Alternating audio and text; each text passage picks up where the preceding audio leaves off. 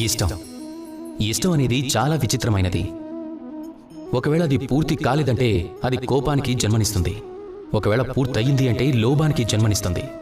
ఒకవేళ ఇది సమయం ఉండగానే పూర్తి కాలేదంటే శోకానికి జన్మనిస్తుంది. సమయానికి ముందే పూర్తయింది అంటే అప్పుడు అహంకారానికి జన్మనిస్తుంది. అందరికీ ఇష్టాలుంటాయి, మీకు కూడా ఉంటాయి. ఖచ్చితంగా పూర్తి చేసుకోండి. కానీ ఒక్క విషయాన్ని గుర్తుపెట్టుకోండి, ఈ జీవితం ఈ ఇష్టాల్ని తీర్చుకునే మాధ్యమం కాదు. ఇది ధైర్యంగా ఉండడానికి మాధ్యమం, నియంత్రణ ఉంచుకోవడానికి మాధ్యమం. మన కోరికల మీద నియంత్రణ, మన ఇష్టాల మీద, మన భావనల మీద.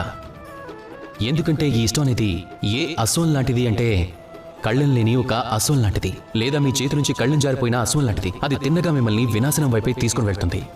కానీ ఒకవేళ మీరు దీన్ని నియంత్రణలో ఉంచుకుంటే అప్పుడు ఇది మిమ్మల్ని సాఫల్యం అనే శిఖరాలకు చేరుస్తుంది. అందుకే మీ ఇష్టాల మీద నియంత్రణ ఉంచుకోండి. అలాగే నాతో పాటు ప్రేమగా చెప్పండి, రాధా కృష్ణ.